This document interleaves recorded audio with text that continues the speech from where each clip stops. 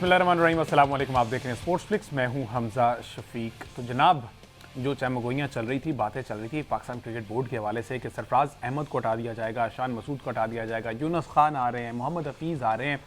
जुमा और हफ्ता गालिबन ये दो दिन बनते हैं जिसमें इजलास है, उसमें तो फाइनल डिसीजन ले लिया जाएगा। लेकिन खबरें जो आ रही हैं वो ये हैं, जो कि अब कंफर्म कर दिया गया कि इंग्लैंड और वेस्ट इंडीज़ दौरों में हेड कोच जो है वो सरफराज अहमद ही रहेंगे। अहमद सही साहब कह रहे थे ना कि जब अगर पहली बात है उनको अपॉइंटमेंट उनकी बनती नहीं थी, अगर बना अपॉइंट कर दिया गया तो इतनी जल्दी उनको हटाना नहीं चाहिए था, तो बिल आखिर उनकी सुनी गई है, उनको हटाया नहीं जा रहा। अब ये इंपॉर्टेंट दौर है जो है, इंतहाई मुश्किल दौर है, ये डिसाइड करेंगे कि सरफराज अहमद पाकिस्तान क्रिकेट के हेड कोच कंटिन्यू करेंगे या नहीं करेंगे। लेकिन on the other hand Shan Masood पर अभी तक जो है वो तलवार लटक रही है।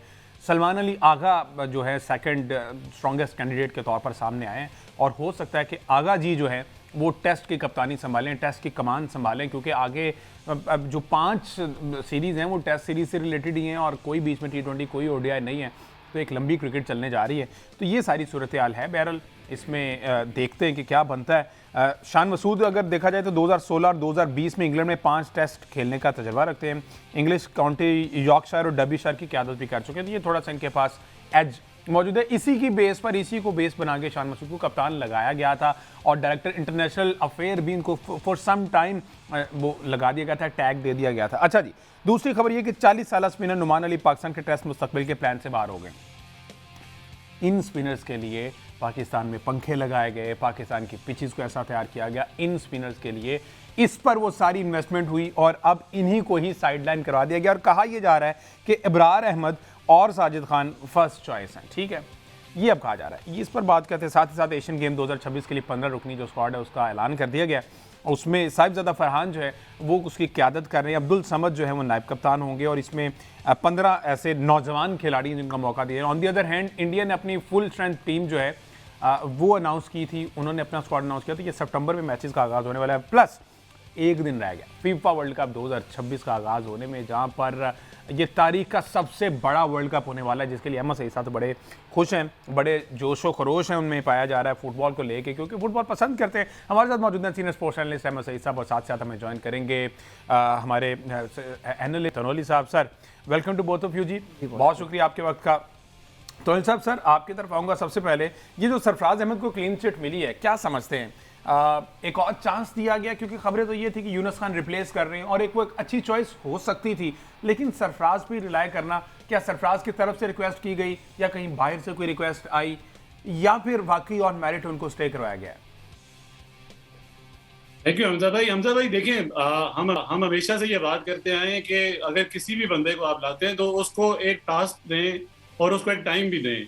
उसके बाद जब वो टास्क पे प्रॉपर ना उतरे या आप जो गोल सेट करना चाह रहे हैं वो गोल अचीव ना हो, तो उसके बाद आप किसी बंदे को हटाएं या उसको अकाउंटेबल बनाएं, तो एक ये वैलिड पॉइंट बनता है। ये थोड़ी है कि आप एक सेशन के लिए या आप एक सीरीज के लिए एक बंदे को लाएं।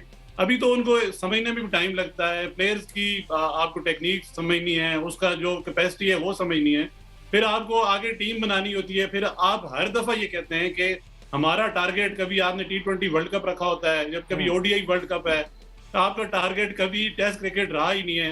जब आपका टारगेट टेस्ट क्रिकेट नहीं होगा तो फिर आपके पास कोई बेहतर कोई टैलेंट भी नहीं आएगा। तो आप जब इसी तरह बात की जाए आकिब जावेद की, आकिब जावेद को हटाने की तो कोई बात नहीं करता, या वही बात है जो नंबर 1 है, जो PCB के चेयरमैन है, उन्होंने कहा था कि सर्जरी होगी, तो सर्जरी तो थ्रू आउट होनी चाहिए ना। तो एक कोच को हटाने से क्या चीजें बेहतर हो जाएंगी? टीम वही है, शादाब खान आपकी टीम में, सलमान अली आगा आपकी टीम में, इसी तरह शाहीन शाह अफरीदी आपकी टीम में, तो टीम तो वही है। कोच हटाने से क्या चीज बेहतर हो जाएगी? तो जबकि आपके पास कोई नया टैलेंट भी नहीं आ रहा। अभी आपने एक बात की, एशियन गेम्स की बात की, उसकी अगर हम टीम की बात करें तो वो टीम आपको बेहतर लगती है या आपको बेहतर ऑन द पेपर आपको बेहतर नजर आती है। मैं तो ये एक मशवरा दूंगा कि आपने जो टीम सेलेक्ट की है इसकी और एक नेशनल साइड का एक मैच करा के देख लें, तो आपको दूध का दूध और पानी का पानी होता हुआ नजर आ जाएगा। तो इसमें बेहतर यही है कि आपने सरफराज अहमद को एक टास्क दिया था, उनको एक टाइम भी दें। अगर आप उनको टाइम देते हैं तो आप उनसे बेहतर रिजल्ट एक्सपेक्ट कर सकते हैं। एक सीरीज की बिना पे आप किसी की कोचिंग स्किल्स को जज नहीं कर सकते या एक प्लेयर की टेक्निक को जज नहीं कर सकते। तो बेहतर है कि आप ये उनको प्रॉपर मौका दें। ये एक अच्छा फैसला है कि जो अभी तक जराए से ही आ रहा है, अल्लाह करे ये बेहतर है कि उनको वो बरकरार रखें और आगे उनका, क्योंकि ये जो प्लेयर्स हैं जो अभी टीम में भी हैं, ये इनके साथ बेहतर जेलिन भी किए हुए हैं, आपको पता है ये इनके साथ खेले हुए भी हैं, काफी प्लेयर्स के साथ खेले हुए भी हैं, तो इनको बेहतर वो जज कर सकते हैं। तो बेहतर है कि यही जो वेस्ट इंडीज और जो इंग्लैंड का टूर आ रहा है, तो वो सरफराज अहमद ही हो, उसके बाद अगर टीम बेहतर परफॉर्म नहीं करती तो उसके बाद आप नेक्स्ट कोई डिसीजन ले लें। जी अहमद सही साहब, वाइज डिसीजन। देखें, सरफराज अहमद को टीम के साथ रखना और उनको उसका टाइम ना, ज़ाहिर है उनका हक तो बनता है, और बांग्लादेश वाली जो सीरीज़ थी वो ज़ाहिर है उनके लिए इस तरह से थी कि उसके बाद कोई होमवर्क करने की पोजीशन में वो होंगे या कोई, लेकिन सवाल ये है कि सरफराज अहमद हों या कोई भी कोच जिसको आप लाएं, वो इस वक्त क्या कर रहे हैं। अभी जो एक पूरे महीने का गैप आना है जून और जुलाई के अंदर, इसमें जो सरफराज अहमद की कारकर्दगी होगी वो हमें नज़र आएगी फिर जब टीम जाएगी वेस्ट इंडीज़ के अगेंस्ट खेलने के लिए। इससे पहले हमने कप्तान शान मसूद को सुनते थे कि जी हमें टेस्ट मैच काफ़ी अरसे बाद खेलने को मिलता है, तो अब तो उनको पिछले 6 महीने से रेगुलर टेस्ट मैच मिल भी रहे हैं ना, तो उन्होंने पाकिस्तान के लिए किसी और फॉर्मेट में खेलना भी नहीं होता। सवाल ये पैदा होता है कि जो जिम्मेदारान है, जिनकी ये रिस्पॉन्सिबिलिटी है कि उन्हें इस टीम को बेहतर करना है, उन्हें इस बात का भी अंदाज़ा है कि पाकिस्तान का डोमेस्टिक स्ट्रक्चर ठीक नहीं है, उन्हें इस बात का भी अंदाज़ा है कि पाकिस्तान की टेस्ट टीम के अंदर जो वाइट बॉल के परफॉर्मेंस होते हैं उनको ला के रखा जाता है, उन्हें इस बात का अंदाज़ा है कि टैलेंट को तलाश करने की बहुत सख्त ज़रूरत है। तो टैलेंट को तलाश करने में सरफराज अहमद हों, शान मसूद हों या सिलेक्शन कमेटी के जो लोग हों, मुझे नहीं याद कि सिलेक्शन कमेटी का कोई भी आदमी कभी गया हो किसी भी लेवल का कोई मैच देखने के लिए कि जाके वो टैलेंट को स्पॉट करे।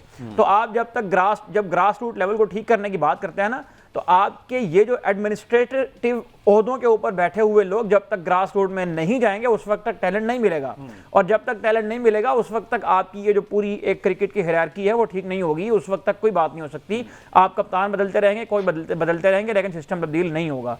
तो सबसे पहले अगर टेस्ट टीम को तब्दील करना है तो सबसे पहली बात यह है कि आपको ये तय करना होगा कि आपने किन बंच ऑफ प्लेयर्स को, किन ग्रुप ऑफ प्लेयर्स को टेस्ट खिलाना है और किन ग्रुप ऑफ प्लेयर्स को आपने वाइट बॉल में खिलाना है। उसके मुताबिक उनके ऊपर टाइम भी इन्वेस्ट किया जाए, उसके मुताबिक उनके ऊपर रिसोर्सेज भी इन्वेस्ट किए जाएं। तो सरफराज अहमद बहुत अच्छी बात है, इनको लॉन्गर रन मिल रहा है पाकिस्तान के साथ, लेकिन ये एक रिस्पॉन्सिबिलिटी है कि उन्होंने एक ऐसे सिस्टम को ठीक करना है जो सिस्टम डीरेल हो गया था जब आपने डिपार्टमेंटल क्रिकेट बंद किया। आपने सिर्फ 6 टीमों का जो एक मॉडल आप लेकर आए, जिससे आपकी एक बहुत बड़ा जो चंक था प्लेयर्स का वो वेस्ट हो गया, उन प्लेयर्स का टैलेंट ज़ाया हो गया, उनका टाइम ज़ाया हो गया। 750-800 प्लेयर का जो आपकी उसमें से निकल गए, तो फिर जाहिर है कि यही प्लेयर बचने थे जो मुस्तकिल 3 साल से खेल रहे हैं। लेकिन अब जब आपने उसको रिवाइव भी कर दिया, आपके डोमेस्टिक स्ट्रक्चर भी ठीक हो गया, काज़म ट्रॉफी भी होना शुरू हो गई, ग्रेड की क्रिकेट भी दोबारा वापस आ गई, तो अब 1 साल 1.5 साल गुजरने के बाद आपको उसमें से टैलेंट मिलना चाहिए। लेकिन वो टैलेंट इसलिए नहीं मिल पा रहा है कि आपने उसको स्टार्ट तो कर दिया लेकिन उस तरह से उसकी जिम्मेदारी नहीं ली, उस तरह से रिस्पॉन्सिबिलिटी नहीं ली। तो जो भी सिलेक्शन कमेटी है पाकिस्तान के साथ, खास तौर पर खुदारा आकिब जावेद साहब को पाकिस्तान क्रिकेट के जो मामलात हैं उनसे अलग करें और ऐसी सिलेक्शन कमेटी लेकर आएँ जो रिस्पॉन्सिबिलिटी ले। उसका एक हेड होना चाहिए और वो लोग जाके बेसिकली सिलेक्शन कमेटी को इन्होंने ये इस काम के लिए समझ लिया है कि ये शायद सिर्फ टीम बनाने और अनाउंस करने का काम आती है। हालांकि सिलेक्शन कमेटी की ही रिस्पॉन्सिबिलिटी इसके अंदर ये बात शामिल होती है कि टैलेंट को स्पॉट भी करना होता है। और आप जितने भी पाकिस्तानी ग्रेट कैप्टन इससे पहले गुजरे हैं, इमरान खान का नाम लें, इंजमामुल हक तक हमें याद है, जो भी कप्तान यहाँ पर आते थे वो जाकर मैचेस देखते थे। अभी कल हम यासिर हमीद से बात कर रहे थे तो उन्हें भी कहा कि यूनुस खान का तज़किरा करते हुए उन्होंने कहा कि वो जब डोमेस्टिक क्रिकेट खेलने जाते थे तो वहाँ पर उस तरह बिहेव करते थे जिस तरह डोमेस्टिक क्रिकेट के हालात होते हैं। वहाँ पर जाकर उनके अंदर कोई ऐसा टशन नहीं होता था कि मैं इंटरनेशनल क्रिकेटर हूँ, या उनके अंदर कोई ऐसा भरम नहीं होता था। अब तो ये लोग जाते ही नहीं हैं खेलने के लिए अव्वल तो, और अगर चले भी जाएँ तो फिर वहाँ भी शादाब खान की तरह, मतलब एक मैच खेला उसमें अपनी मर्जी से बॉल ली, अपनी मर्जी से स्पेल कराया, और वो जो टेल एंडर होते हैं 4-5 उनको आउट करके स्कोर बोर्ड के ऊपर आपका नाम लिखा गया कि शादाब खान ने 5 आउट किए। और यही पाकिस्तान क्रिकेट का अलमिया है कि हम लोग जो असल करने का काम है ग्रास रूट के अंदर वो करने के लिए तैयार नहीं है। तो सरफराज अहमद भी पाकिस्तान के जो एक्स क्रिकेटर्स पीसीबी से वाबस्ता हैं उनकी तरह अगर ठंडे कमरों में बैठकर इस टीम को तब्दील करने की कोशिश करेंगे तो वो नहीं होगी। उनको जाना पड़ेगा ग्राउंड्स में, उनको प्लेयर तलाश करने पड़ेंगे, और रेड बॉल के रेलेवेंट प्लेयर जब तक रेड बॉल की टीम में नहीं आएंगे उस वक्त तक एक विनिंग कॉम्बिनेशन नहीं बनेगा। बिल्कुल ठीक है जी, एक ब्रेक लेते हैं जी। ब्रेक के बाद जब वापस आएंगे तो ये जो कप्तानी वाला इसको थोड़ा डिस्कस करेंगे, क्योंकि सलमान अली आगा ने 25 टेस्ट खेले हैं, 1663 उनके रन हैं, लेकिन उन्होंने इंग्लैंड में कोई भी टेस्ट नहीं खेला। तो इंग्लैंड जैसे महाज पर उनको कप्तान बनाकर, जिसका काम होता है फ्रंट से लीड करना, उनको भेजना। ऑन दी अदर हैंड 2016-20 में इंग्लैंड में 5 टेस्ट खेलने का तजर्बा है शान मसूद का। ओवरऑल उनकी कारकर्दगी अच्छी नहीं, लेकिन उन्होंने वहाँ पे लीड किया हुआ है, वहाँ पर काउंटी की क्रिकेट की टीम्स को उन्होंने लीड किया हुआ है, तो उनका एक्सपीरियंस ज़्यादा है। तो may be a sigh of relief for Shan Masood हो सकता है फॉर दिस सीरीज। इसके बाद शायद इनका फैसला किया जाए। इसको डिस्कस करते हैं एक ब्रेक के बाद। Stay with us.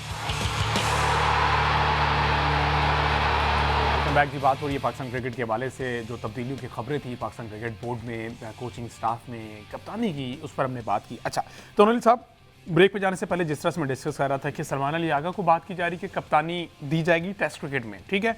On the other hand Ahmed Saeed साहब अभी भी कहते हैं कि बाबर आजम का चांस बड़ा ब्राइट नजर आ रहा है कि बाबर को ये कप्तानी मिल जाएगी। अच्छा, अब अगर आगा को मिलती है, आगा ने 25 टेस्ट खेले, 1663 रन बनाए, लेकिन इंग्लैंड में इन्होंने कोई टेस्ट नहीं खेला। चले, कप्तान बतौर कप्तान खेल लेंगे अगर उनको कप्तानी मिलती है। On the other hand Shan Masood 2016 और 20 में इंग्लैंड में 5 टेस्ट खेलने का तजर्बा रखते हैं, प्लस उन्होंने काउंटी क्रिकेट में कप्तानी भी की हुई है। तो अगर इस तरह से ऑन पेपर देखा जाए तो शान मसूद ही तगड़े हैं। तो आप समझते हैं जिस तरह से सरफराज को कंटिन्यू कराया गया, हो सकता है शान मसूद को भी कराया जाए, और अगर कराया जाता है तो ये कोई अच्छा फैसला होगा? बिल्कुल, मैं समझता हूँ कि शान मसूद को जो स्पेसिफिक इंग्लैंड टूर है उसके लिए चेंज नहीं करना चाहिए, क्योंकि उनका एक्सपीरियंस ज़्यादा है और वहाँ पे जैसे आपने बात भी की कि काउंटी क्रिकेट में उन्होंने बेहतर परफॉर्म किया है।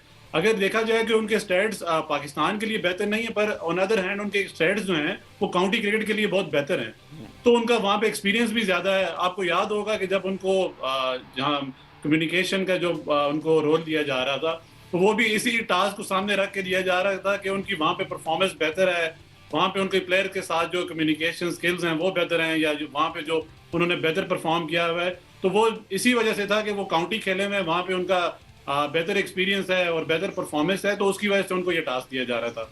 अगर तो देखा जाए कि बहुत सारी चीज़ें हैं कि जो कंपैरिजन की जाती हैं पाकिस्तान और इंग्लैंड की, जैसे अभी हम एक बात भी करें, जैसे लॉर्ड्स और अभी कजाफी स्टेडियम में एक डीमेरिट पॉइंट दिया गया, तो हमें ये समझना चाहिए कि यार कि हमें अपनी पिचेस को बेहतर करना चाहिए। जब पिचेस अगर लॉर्ड्स में भी बेहतर नहीं होगी तो उसको डीमेरिट पॉइंट दिया जाएगा। आपने क्रिकेट को डाउनफॉल में लेके जाने के लिए आपने क्या किया, आपने वो स्पिनिंग ट्रैक बनाए, जैसे अभी आप पहले इंट्रो में बात भी कर रहे थे, आपने नुमान अली अभी उनको अभी टेस्ट क्रिकेट का हिस्सा नहीं बना रहे, तो इसका मतलब है कि आपकी जो प्लानिंग है वो ठीक नहीं है। इसके पीछे जो एक पूरे एक महात्मा थे आकिब जावेद, जो ड्राई विकेट्स और पंखे लगा के जिन्होंने इंग्लैंड को वो टेस्ट हराया और जो हमारे गले पड़ गया, उसके बाद हमारी पूरी एक पॉलिसी चेंज हो गई, पॉलिसी शिफ्ट आया कि हमने अपनी क्रिकेट को बांग्लादेश क्रिकेट वाली साइड पे लेके चले गए, स्पिन पे रिलाई किया, स्लो ट्रैक्स पे रिलाई किया, फास्ट बाउंसी विकेट्स बनानी हमने बंद कर दी, जिसकी भी आपने देखा जिसका हमें नुकसान उठाना पड़ा। हमने जो नया टैलेंट है वो ढूंढना बंद किया, हमने स्पिन जो हमारे बॉलर थे उन पर रिलाई करना शुरू किया और अपनी जो क्रिकेट है वो दिन ब दिन तनस्बी की तरफ लेके गए। उसको हमें हासिल क्या हुआ कि आज आप देखें, जब हम ओवरसीज हम दौरों की बात करते हैं तो हमारे पास ना कोई उस तरह के प्रोफेशनल बॉलर्स होते हैं, ना कोई प्रोफेशनल बैट्समैन है जो विकेट पे टिक सकें या कोई वहां पे विकेट्स तक ले सकें। ऑन अदर हैंड अगर आपने वही पॉलिसी जो बांग्लादेश की अपनाई, वो देखें उन्होंने अपनी पॉलिसी चेंज की। अगर आज हम भी बात करें, जैसे कल का अगर आपने मैच देखा ऑस्ट्रेलिया के खिलाफ, बिल्कुल, तो उनकी जो फास्ट बॉलिंग है वो आपको नजर आती है। जब आप अपना म्यार आप फास्ट बॉलिंग बनाएंगे, पाकिस्तान का म्यार भी जब तक फास्ट बॉलिंग था, तो आपने देखा कि हमारी क्रिकेट दिन ब दिन इंप्रूव हो रही थी, दुनिया हमारी क्रिकेट की तारीफ करती थी और दुनिया में बात कहती थी कि पाकिस्तान में कहीं भी आप गली में से कोई बंदा उठा लें तो 140 क्लिक करता है। हमारा अलमिया अब ये हो गया है हमजा भाई कि हमने लास्ट सीरीज जो बांग्लादेश के अगेंस्ट खेली, हमारे किसी बॉलर ने 140 क्लिक टच तक नहीं किया। ये इतना बड़ा अलमिया है कि अब हम ये बात करते हैं कि जब हम वेस्ट इंडीज टूर की बात करते हैं या इंग्लैंड टूर की बात करते हैं तो हमारे पास वो टैलेंट ही नहीं है। शाहिन शाह अफरीदी हैं, वो उनकी अगर हम बात करें, वो अपने आप को सिर्फ जबान की हद तक वो प्रीमियर फास्ट बॉलर रह गए हैं, उसके अलावा उनकी कोई परफॉर्मेंस नहीं है। हारिस रऊफ आपको टेस्ट क्रिकेट के लिए अवेलेबल ही नहीं है। आपने उस बंदे को रखा हुआ क्यों है जो बंदा आपको टेस्ट क्रिकेट के लिए अवेलेबल नहीं है? और तीसरा सबसे बड़ा अलमिया यह है कि आपने अपना म्यार ओडीआई और T20 को क्रिकेट में सिलेक्शन में क्राइटेरिया बनाया हुआ है, ना कि आपने T20 को तो आपने सॉरी टेस्ट क्रिकेट को आपने किसी बुक में लाते ही नहीं है। जब तक आप अपना म्यार टेस्ट क्रिकेट को नहीं रखेंगे आपके पास टैलेंट नहीं आएगा। आप इसी तरह रोना रोते रहेंगे, कभी आपको कोच बदलने पड़ जाएंगे, कभी आपको कैप्टन बदलने पड़ जाएंगे, कभी आप बोलेंगे जी हमारे पास वो फास्ट बॉलर नहीं है। फिर इसी तरह जब आपको इंग्लैंड या वेस्ट इंडीज जाके क्रिकेट खेलनी पड़ेगी तो आप बोलेंगे यार कि हमारे पास तो वहां पे स्पिन ट्रैक नहीं है, तो हम कहां से लेके आए। तो भाई यही है कि आप अपना डोमेस्टिक स्ट्रक्चर बेहतर करें, उसके अलावा टेस्ट क्रिकेट पे काम करें, अपने स्पेशलिस्ट बॉलर फास्ट बॉलर्स को लेके आए। अभी तक आप देखें कि हमारे पास फास्ट बॉलर्स का बैकअप नहीं है। आपके पास मिडिल ऑर्डर का अभी तक से ये एक जो लैग चल रहा है वो अभी तक आपके पास है। आप हमेशा ये बात करते हैं कि कोच बदलने, कैप्टन बदलने, कि कोच कैप्टन बदलने से कुछ नहीं होगा। अगर बिल्कुल ठीक आपने है जनाब साहब। चीजें बेहतर करनी है तो अपना डोमेस्टिक स्ट्रक्चर भी बेहतर करें। डोमेस्टिक बेहतर करें। अच्छा अहमद सईद साहब, सर आपका भी पॉइंट इस पर चाहूँगा जो कप्तानी की बात करें। वैसे उन 5 टेस्ट का क्या नतीजा निकला जो शान मसूद यहाँ पे अभी मेंशन करवाया गया है कि शान मसूद ने 5 टेस्ट मैचेस वहाँ पर खेलने का तजर्बा रखते हैं, तो उन 5 का क्या रिजल्ट था और उन रिजल्ट की बेस पर ही इनको अभी अगर मिलता है चांस? देखिए, मैं इसके ऊपर बात करना चाह रहा था जो आपने यहाँ पर अच्छा किया, आपने इसको पिन पॉइंट कर दिया। 2 वजूहत बताई जा रही हैं शान मसूद की कप्तानी को कंटिन्यू करवाने की। एक उनकी जो पास परफॉर्मेंसेज हैं इंग्लैंड में कि वो टेस्ट मैच खेले में, और दूसरा ये बताया जा रहा है कि दौरे इंग्लैंड में इंग्लिश मीडिया को शान मसूद जो है वो बेहतर अंदाज में हैंडल कर सकते हैं। तो उन्हें अच्छी बोलते हैं, इंग्लिश अच्छी बोलते हैं, तो उन्हें जो है वो, तो भाई अगर वो इंग्लिश अच्छी बोलते हैं तो फिर इंग्लिश स्पीकिंग का कोर्स करवाए पीसीबी उनसे के साथ 8-10 प्लेयर आगे बिठाए, और जिस तरह बच्चों को तैयारी करवाई जाती है आइल्स के एग्ज़ाम की, उस तरह उनको इंग्लिश सिखा दे 8-10 लोगों को। क्योंकि ये जो कप्तानी है ना पाकिस्तान टीम की कप्तानी जो है ना, ये कोई छोटी बात नहीं है। ये इस बुनियाद पर नहीं मिल सकती कि आप इंग्लिश अच्छी बोलते हैं, ये इस बुनियाद पर नहीं मिलनी चाहिए कि आप वहां पर जाकर इंग्लिश, तो फिर इनको पाकिस्तान क्रिकेट बोर्ड और क्रिकेट टीम का तर्जमान रखें ना, फिर कप्तान रखें। अगर आपने इनसे मीडिया हैंडल करवाना है, फिर इनको पाकिस्तान टीम का मीडिया मैनेजर बनाकर साथ भेजें, इनको कप्तान न रखें। क्योंकि इनकी जो कप्तानी कारकर्दगी है ना, वो ये बताती है कि शान मसूद सिर्फ वो 3 टेस्ट मैच जीते हैं जिनमें पंखे लगाकर विकेट बनाई गई थी। बिल्कुल ऐसे ही है। उसके अलावा दुनिया की हर कंडीशन के ऊपर ये मैच हारे हैं। दुनिया की हर कंडीशन के ऊपर मैच हारने के बाद इन्होंने इंटेंट, स्ट्राइक रेट और पता नहीं क्या क्या इस किस्म की बातें की हैं जो कि टेस्ट क्रिकेट से बिल्कुल इररेलेवेंट हैं। शान मसूद के बारे में एक आम राय ये थी कि वो एक अच्छा क्रिकेटिंग एक्यूमन रखते हैं, वो उनका ब्रॉटअप बहुत अच्छा है, इस वजह से जो है वो चीज़ों को मैनेज करने की सलाहियत उनके अंदर बहुत ज़्यादा है। लेकिन बात यह है कि कंपेटिटिव स्पोर्ट्स के अंदर नताइज मैटर करते होते हैं, और नतीजा ये है कि 16 में से 14 टेस्ट मैच मेरा ख्याल है कि ये हारे हैं, और उसमें से भी जो टेस्ट मैच वो जीते हैं उनमें से 2 टेस्ट मैच मुझे याद आ रहे हैं, इंग्लैंड जब पाकिस्तान में खेलने आई थी, और वेस्ट इंडीज से भी 2 टेस्ट मैच में से 1 टेस्ट मैच जीते थे और 1 ये हार गए थे अपने ही होम में। तो उसके अलावा बांग्लादेश से हारे हैं, उसके अलावा ये साउथ अफ्रीका से हारे हैं, उसके अलावा ये ऑस्ट्रेलिया से हारे हैं। आप इंग्लैंड में टेस्ट करवा के देख लें भाई, जो आदमी पिछले 1.5 साल से 2 साल से पाकिस्तान के तरह तरह के कंडीशन में हारता हुआ आ रहा है, उसने इंग्लैंड जाके कौन सा जादू कर लेना है। दूसरी बात यह है कि इन 1.5 सालों में बतौर कप्तान कोई एक ऐसा प्लेयर मुझे बताएं जो शान मसूद इसका क्रेडिट लें कि मैंने तैयार किया है। क्योंकि आप अगर सरफराज अहमद की कप्तानी की हम सिर्फ इसलिए मद्दा नहीं है कि उन्होंने हमें चैंपियंस ट्रॉफी जितवाई थी, हम इसलिए भी उन्हें कप्तानी के मद्दा हैं कि 2015 के बाद जो वर्ल्ड कप के बाद जब मिसबा जो है वो फारिग हुए वाइट बॉल क्रिकेट से, तो जो ट्रांजिशन आई ओडीआई की उसको लेकर उसको लीड किया था उन्होंने, और वो 7-8 प्लेयर जो उसके बाद पाकिस्तान की टीम में 7-8 साल तक खेलते रहे, वो उनका प्रोडक्ट था। उनके नताइज, उनकी जो तैयारियां थी, उनका जो एक ट्रांजिशन का पीरियड उसको हैंडल करने का अंदाज था। शान मसूद ने 2 साल पाकिस्तान टीम की टेस्ट क्रिकेट में कप्तानी की है, ना वो नताइज लेकर आए हैं और ना ही उन्होंने कोई ऐसे प्लेयर तैयार किए हैं कि जिनके बुनियाद पर हम ये कहेंगे पाकिस्तान क्रिकेट का टेस्ट टीम का जो है फ्यूचर सिक्योर है। तो जब आप हार रहे हो तो हारने के दौरान आपको समटाइम्स ये होता है कि आपको प्लेयर मिलते हैं, आप उस टाइम को इस्तेमाल करते हुए, उसको यूटिलाइज करते हुए कोई ऐसी 11 बनाते हैं, कोई ऐसा कॉम्बिनेशन बनाते हैं, कोई ऐसा सेटअप बनाते हैं जो आपके मुस्तकबिल में काम आए। लेकिन ये काम भी नहीं हुआ, नताइज तो नहीं आए, प्लेयर भी नहीं तैयार हुए।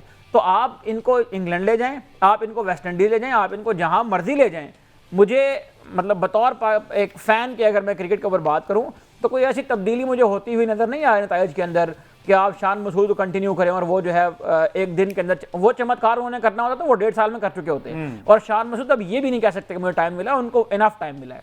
मुझे वो उनकी प्रेस कॉन्फ्रेंस लास्ट ईयर वाली याद है जिसमें उन्होंने कहा था कि हमें सिर्फ 4 टेस्ट मैच मिले हैं, तो भाई अब तो 16 टेस्ट मैच हो गए हैं। ऐसे ही है।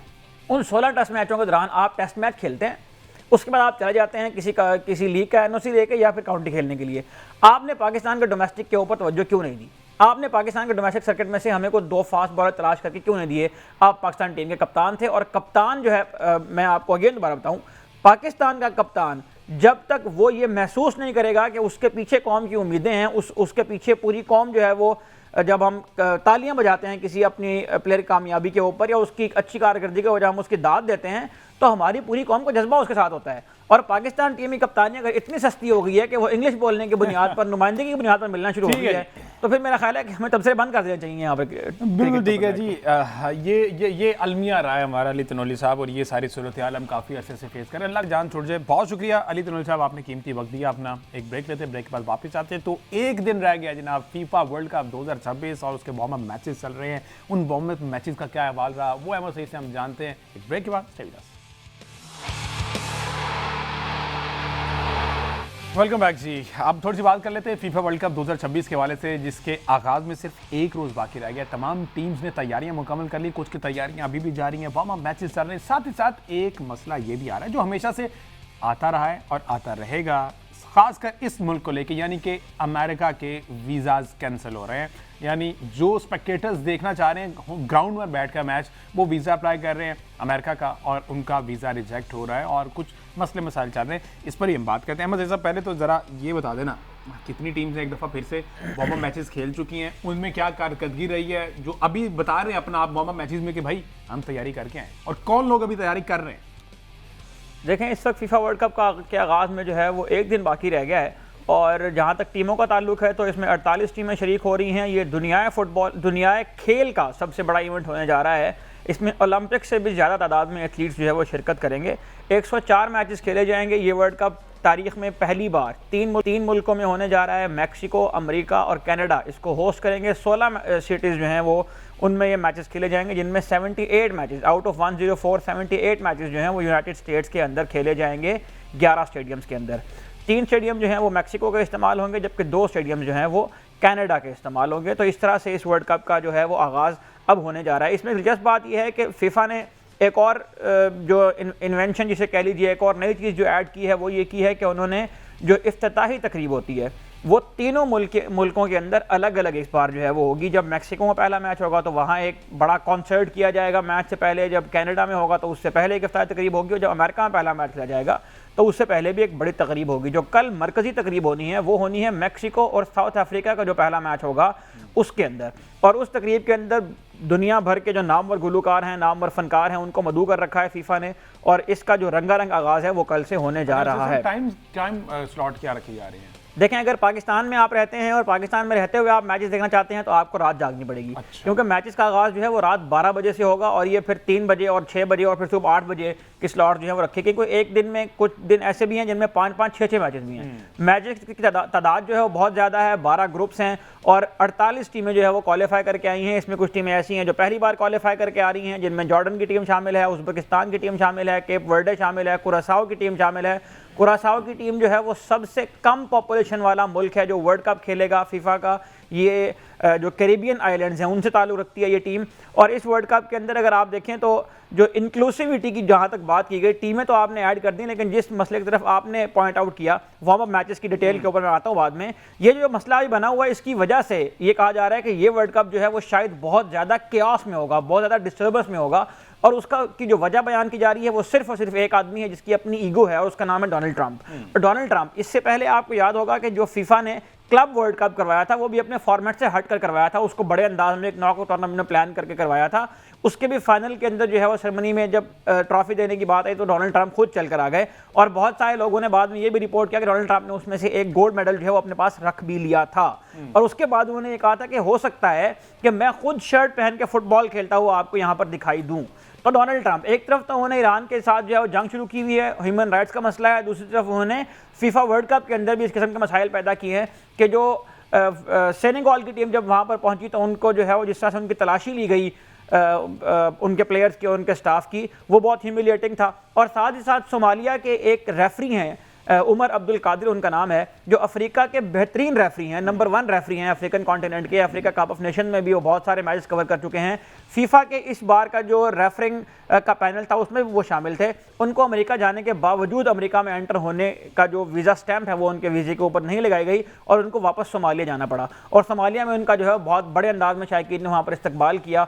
जब तक आप वर्ल्ड कप में इंक्लूसिविटी की बात करते हैं, ये बात मैं इसलिए कर रहा हूँ कि 2022 में जो कतर में वर्ल्ड कप हुआ था उससे पहले कतर के ऊपर इल्ज़ाम लगाए गए थे कि वहाँ पर ह्यूमन राइट्स का मसला है। तो ह्यूमन राइट्स की मसाइल अब इन मुल्कों को नज़र क्यों नहीं आ रहे हैं? इसको हम इस तरह से भी रिलेट कर सकते हैं कि आप ये बात अक्सर करते हैं क्रिकेट में कि जब एशियन टीम के साथ कोई मसला होता है तो उसको फॉर ग्रांटेड लिया जाता है, और जब इंग्लैंड के साथ, ऑस्ट्रेलिया के साथ, इस तरह की टीमों के साथ कोई मसला होता है तो फौरन लॉ में तब्दील किया जाता है, उनके लिए बात की भी जाती है। लेकिन जब यही मामला जो है वो so called third world countries के अंदर होता है तो फिर इन बातों को कोई भी नहीं सुनता है। तो जो भी अफ्रीका की टीमें खेलने आ रही हैं उनके प्लेयर्स को मसाइल यहाँ पर दरपेश हो रहे हैं। बहुत सारे ऐसे ममालिक जिनके ताल्लुकात अमेरिका के साथ बहुत अच्छे नहीं हैं उनको भी अमेरिका में उस तरह से वेलकम नहीं किया गया जिस तरह से वर्ल्ड कप में ट्रेडिशनली टीमों को वेलकम किया जाता है।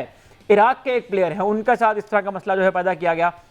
उनके वीज़े के मसाइल पैदा हुए। और जो ईरान की टीम है वो इस वक्त मैक्सिको में है, और ईरान की टीम को ये कहा गया है कि आप मैक्सिको से अमेरिका आएंगे, जैसे उनका पहला मैच जो वो लॉस एंजलिस में होना है, वो मैक्सिको से लॉस एंजलिस की फ्लाइट लेंगे और मैच के फौरन बाद उनको दोबारा वापस ट्रैवल करके मैक्सिको जाना होगा, क्योंकि अमेरिका के अंदर ईरान की टीम को सिक्योरिटी फराहम नहीं की जा सकती, और ये वो अमेरिका है जो सुपर पावर होने का दावा करता है, दुनिया की सबसे बड़ी फौज अपने पास रखता है। तो अगर अमेरिका इस काबिल नहीं है कि वो टीमों को सिक्योरिटी फराहम करे, तो फिर अमेरिका में ये वर्ल्ड कप क्यों हो रहा है, ये सवाल होना चाहिए, क्योंकि ये वो सवाल हैं जो एशियन टीम से, अफ्रीकन टीम से किए जाते रहे हैं माजी के अंदर। तो फीफा का जो डबल स्टैंडर्ड है इस वर्ल्ड कप के अंदर, वो भी हमें इस वर्ल्ड कप के अंदर देखने को मिलता है। और इन तमाम मसाइल के बावजूद जो फीफा के प्रेसिडेंट हैं इन्फेंटिनो, उनकी तरफ से कोई ऐसी स्टेटमेंट अभी तक नजर नहीं आई है। उन्होंने ये जरूर कहा है कि इन वीज़ा मसाइल को क्लैरिफाई किया जाएगा, लेकिन साथ ही उन्होंने ये कहकर जान छुड़ा ली है कि जो इमिग्रेशन के मसाइल हैं वो अमेरिकन खुद देख रहे हैं, हम फुटबॉलिंग अफेयर्स को देख रहे हैं। इसी तरह होटल की जो बुकिंग थी, बहुत सारे फैंस ऐसे थे जिन्होंने होटल्स बुक करवा लिए थे, लेकिन उनको वीज़ाज नहीं दिए गए हैं, तो उनकी जो होटल्स की पेमेंट थी वो भी उनको वापस नहीं की गई। जिस तरह स्कॉटलैंड के बहुत सारे फैंस ने ये क्लेम किया है कि हमारे जो पेमेंट्स हैं वो हमें वापस नहीं मिले और अमेरिका में हमें जाने का वीज़ा भी नहीं दिया जा रहा है। तो ये एक ऐसा वर्ल्ड कप है जिसमें इंक्लूसिविटी को बुनियाद बनाकर टीमें ज़्यादा की गई, नंबर ऑफ मैचेस को ज़्यादा किया गया, कमर्शियल बेनिफिट्स को अचीव करने के लिए, ज़्यादा आई बॉल देने के लिए, लेकिन साथ ही साथ उस इंक्लूसिविटी के ऊपर एक क्वेश्चन मार्क इस सूरत में भी खड़ा हो गया है कि जो इमिग्रेशन के मसाइल आए रोज़ खड़े हो रहे हैं, बहुत सारे फॉर्मर फुटबॉल प्लेयर्स भी हैं जो इसके ऊपर बात कर रहे हैं कि आए दिन इस तरह के मामला अगर हो रहे हैं तो फिर इस क्यास से बेहतर था कि ये वर्ल्ड कप अमेरिका की बजाय किसी और मुल्क में मुनाकिद हो जाता। तो ये वर्ल्ड कप जो अब कल से शुरू होने जा रहा है, इसके जो फुटबॉलिंग जो साइड है उसको भी हम यहाँ बैठ कर एनालाइज करेंगे, लेकिन वर्ल्ड कप से पहले की जो एक बड़ी खबर थी उसके ऊपर तबसरा करना इसलिए ज़रूरी था कि ह्यूमन राइट्स के बारे में ये बातें पहले इन ममालिक की जानिब से बहुत ज़्यादा बड़े पैमाने पर की जाती रही। बिल्कुल डेफिनेटली, और इस पर अब भी बात होनी चाहिए, जिससे आपने कहा कि 2022 में कतर पर ये बात, तो डेफिनेटली अमेरिका पर भी ये बात होनी चाहिए, ये सवाल उठने चाहिए, लेकिन हिम्मत कौन करे, सवाल सबसे बड़ा ये है। Let's see, hope for the best, Allah करे कि ये जो खिलाड़ी हैं, जो उन ममालिक के खिलाड़ी हैं जो बड़ा स्ट्रगल करके आगे आए हैं, ये उनके लिए अच्छा वर्ल्ड कप साबित हो और फैंस को अच्छे मैचेस देखने को मिले। मुझे दीजिए इजाज़त, अल्लाह हाफ़िज़।